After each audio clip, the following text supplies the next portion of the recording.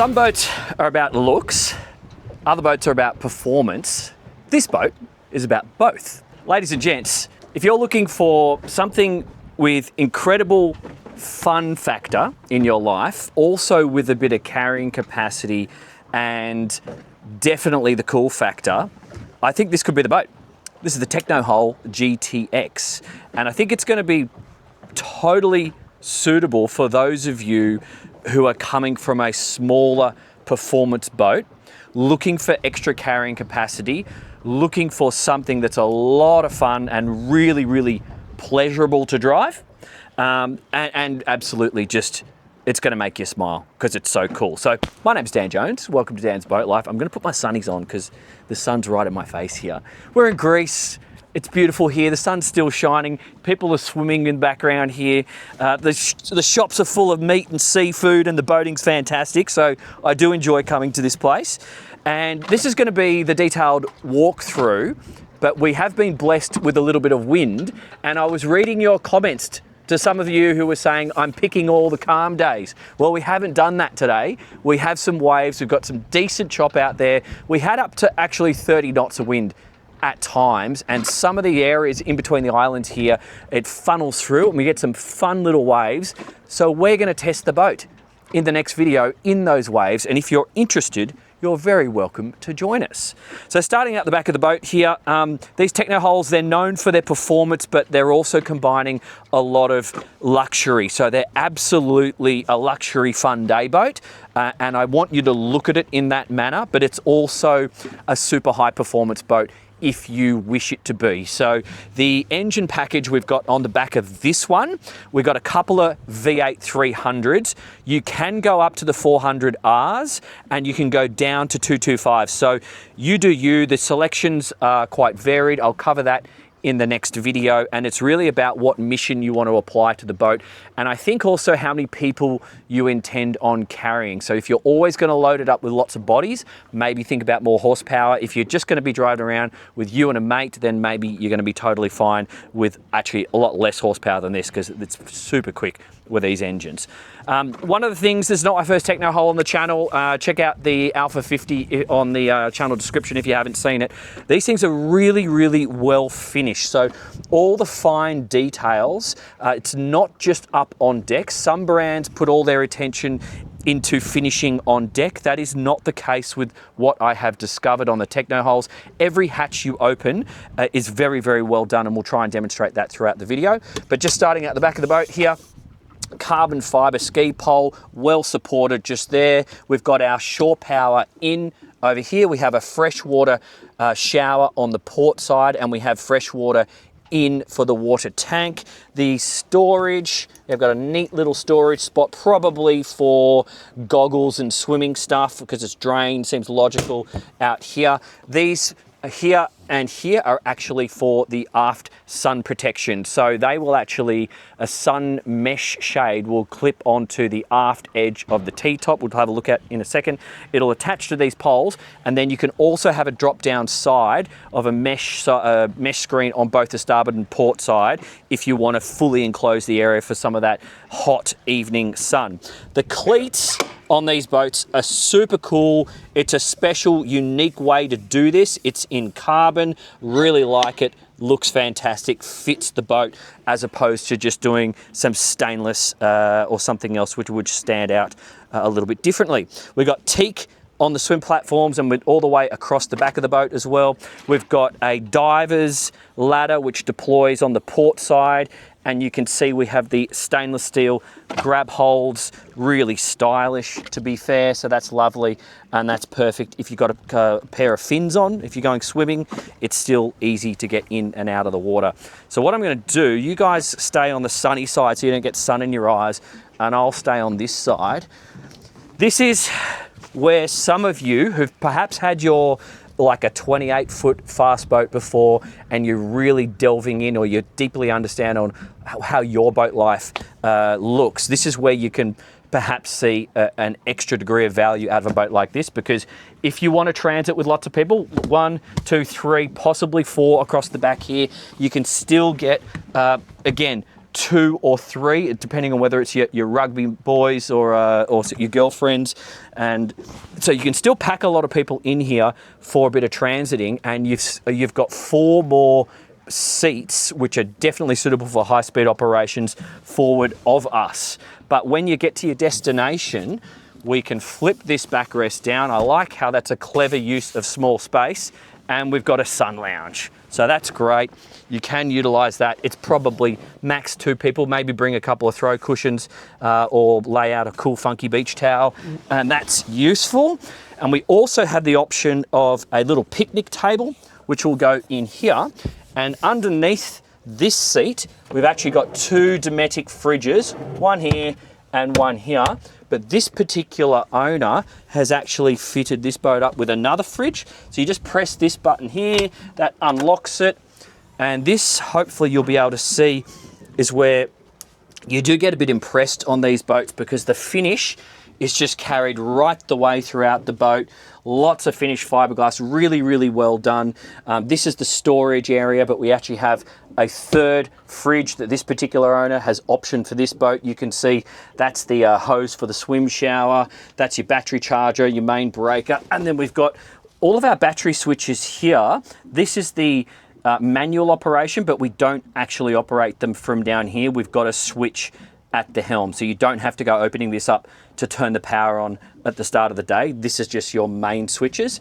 Underneath us here, as you can see, I've got fenders, that's my bag, and a few bits and pieces in here already. But underneath us, just here, we've actually got access into the bilge pumps, and everything just hinges up from there to give you easy access when you need it. Obviously, being a rib, this is really comfortable. So if you are actually just doing the tender function and you want to put lots of people on board for short runs to the shore, you might find people sitting here is a fun thing to do. Obviously, don't do that at a really high speed. Just make sure you're controlling the boat sensibly with your guests on board. But when you are wanting to do some high speed stuff, maybe control the numbers or communicate with your guests, because you totally can. 60 plus knots, I'd say 70 knots with the right engine package is doable. It's fun. And this Dynastream hull, it's great. Like, you'll see it in the next video, but a lot of cutting action at the front of the hull. She eats up those waves, she displaces the water, and she gives you a sense of security that not all ribs will do. Some of them will get a little bit funky at high speeds. This one's got great directional stability. The tubes are still touching the water at the back and giving us stability at speed, but they're nice and high at the front, allowing the fiberglass hull to cut those waves and give you a smooth ride. So from your guest perspective, these seats are really, really high quality. We actually have little flip down footrests here and here, and then you can hold on like that. Only necessary if you're going really, really fast. So the rest of the time, you're going to be pretty comfortable. That can also be a bit of an arm hold for tall people. They might even hold on just there. The roof and construction is really, really good. So this does not rattle around. It's solid as, and it's designed for high speed, and the glass joins the bimini roof just here, so you don't actually have any jets of air jetting through, because some of the boats where they have like a half windscreen up to here, okay, it looks cool, but when you're doing high speed, you just have this jet stream of air in your face, which is just a little bit uncomfortable, to be honest. So I prefer a full windscreen if I have the option. Got some carbon finishes. I love the matte black here. On top of this roof, we actually have a solar panel. So that's just fitted into the roof, and we also have the radar, and this particular owner has fitted a FLIR system. So come and have a look at the dash, because it's super well done for high speed, but also day boat comfortable operation. So our access to the sides is really easy. Going forward and aft is quite simple, but also my sight lines, I want to make sure you guys can see what I see, are fantastic. No loss of visibility from these pillars. Really good ability to have your eyes on the road forward, and the wind vortices are going around like this, so you can drive in the off season and you're not going to have wind in your face on this seat or this seat. Those people will, okay? But hey, they're probably not paying for the fuel, so it doesn't matter. But In terms of the operation for the skipper, you have everything you need and it's quite ergonomic, but I'll just start at the battery switches, which I mentioned before. They're located down here, super simple, and then those are all your pencil fuses, which relate back to the primary ones back in the aft section that we had a look at before. Speakers, JL audio, just here. We also had a couple more down the back of the boat. And then from an ergonomic point of view and also a safety point of view, if you see these footrests here and here, that's really suitable or useful when you are doing a little bit of the fast stuff. You can kind of put your foot here or there, depending on how tall you are, and press your body into the seat just here to give you a sense of security when you're trying to focus on looking out onto the horizon because your closing speed is 65 knots. So you've just got your key starts here, which you probably won't need to use because these Mercuries have a single button. You can just turn them to on, and then turn on the button press, which will start both motors. I would definitely use the safety on this boat because it is a style of boat that you can justify that. So I'm happy to see that there, an easy reach. We've got our VHF in a sensible spot. All of our boat systems, navigation lights, freshwater operation, toilet, just here, but it's good to see the windscreen wiper on its own dedicated button because that is one thing that you will want to reach to, you know, without having to dial in and find it on this panel just here. And the anchor operation is on the starboard side of the throttle. Again, that is a good thing. As soon as you've released the safety, and that's a safety just up on the anchor locker itself, we'll have a look at that in a second, you can drop it up and down. It's quite a simple operation. We do have a bow thruster forward of the throttle. You'll probably use that with your throttle hand just there. We've got a compass, and then the wheel is still adjustable.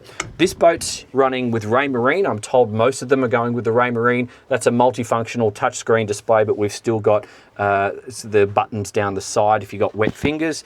The Fusion is in the middle. Our Mercury digital diagnostics for the motors is on the center line, and I love these phone holders. Again, high-speed operation, that's very useful. Don't go putting your phone here. It's fine for when you're on anchor, but if you're going to go fast, I would chuck it in there so it doesn't get lost, and it will also charge when it's in that spot.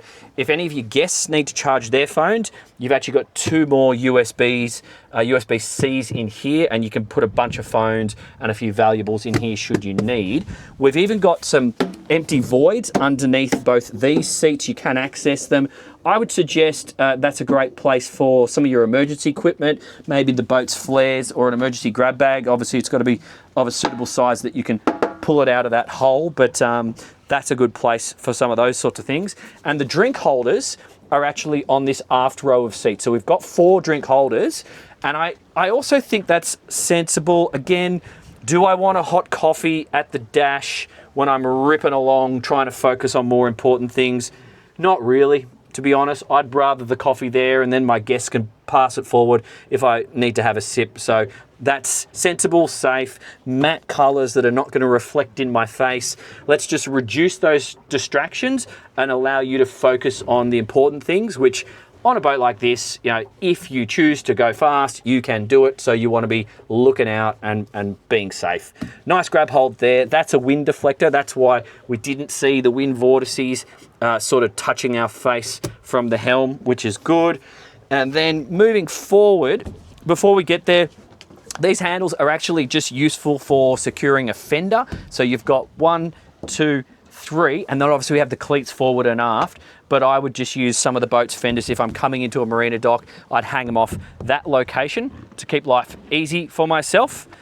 And then I think we're going to check out the bow, but it's, this is one of the beautiful things about a rib. Like, do you need to worry about all the extra bits and pieces? I think for busy people who just want to get on the water and have a good time, that's where a rib is going to give you a lot of value, because there's not a lot of mucking around. You literally just put the engines down, turn the batteries on, and get going if you need. This is very high quality upholstery. You don't need to add throw cushions. I could sleep here all day. I think I just need a towel to mop up the sweat, and I'm pretty happy. In terms of anchoring and boarding people on and off your boat, totally doable. So if you want to do nose to and then people go this way, it's actually fine because the anchor is further aft. So if we just open this up, come in and have a look down here. Look at the finish, look at that. Everywhere you go, all these hatches, really, really nicely done. You don't see that in a lot of the big mass production brands, so it's lovely. But you see how this stainless steel anchor and stainless steel chain is aft of the bow, which gives us the ability to nudge up against a fixed object or another boat, and the anchor is not in the way. And I like the design of this setup because it allows us a good vertical drop of the anchor chain. So we've got our anchor windlass just here, and it's just been sent in a sensible way through a couple of rollers, so it's got the appropriate angle when it's stowed in the bow. No tricky gas struts or anything that's going to break here. And then the anchor chain itself has got a high vertical drop where it's going to bunch up deep down into the bilge and not get jammed. So if you don't have that vertical drop, sometimes the chain will pile on top of other chain, and then it'll kind of get a little bit caught up on itself. So that's great from an operational perspective. And under here, I have to show you, we have an actual cabin. So this is a little tented area with an opening, we've got mesh sides and opening zipper, but it's actually a cabin. So we've got comfortable padded sections on the side and our own mattress. And of course, we have a toilet. But before I get there, see these little straps here? That's to hold on when you're going fast. So 2 people can sit here quite comfortably, and you can actually sit here, not in waves, do it in calm conditions. Always, always, always care for your guests. But if you're inshore and ripping around, you could sit quite comfortably like this. You have something to hold on to if you just hit a little bit of boat wash, and your head is not going to be in the way of the driver. So it's perfectly safe, but don't go doing it out in the ocean. And then of course, we have, what's this bloke doing? What are you, where'd you come from? You've been here the whole day. So that was planned. We have a toilet. We have a toilet in here, and it's perfectly doable. We've got lots and lots of space up above us. We've got some padded sort of sides over the teak here. We have our own little wash basin, toilet with a holding tank. You've got a plug just here and a light above me. And then obviously behind this screen, you'll be getting access into the dash. But in terms of your access in and out of the head, you've got a step here, and then you've got another step here, and then you can go up like that. And on the gas struts, 1, 2. But again, look at the finish. It's like mirror quality. It's just beautiful. Many, many brands, they just focus on the external finish, and they don't do anything else under the hatches or inside the boat. So that's very nice to see. So I think not much else to it, guys. It's a day boat. It's a fast boat. It's a convenient boat, and it's the sort of boat that'll serve well for you guys in the tender function, in the day boat function, and in the commuter function as well. And I think if you are stepping out of that 28 or below 30 foot size and you want to go to that next step, you're confident in the way you drive a boat, you have a good situational awareness, and you're ready for something that's a lot more fun, then this possibly is the right boat for you. If you want to see how fun it is, we're doing that in the next video. So click on the link coming up anytime now, because we really did get a wonderful opportunity to test it. And the factory were totally fine for me to take it out in less than perfect conditions. And not every factory behaves like that with me. Some of them only want to film on the perfect days. Technohull were pushing for me to go out in the bad weather. That's a good sign, okay? Just letting you know. I hope that was useful. Go ahead and subscribe. Share this with your mates. I'm on Connect if you have any questions. Links are down below in the description. See you in the next video. Thanks, guys.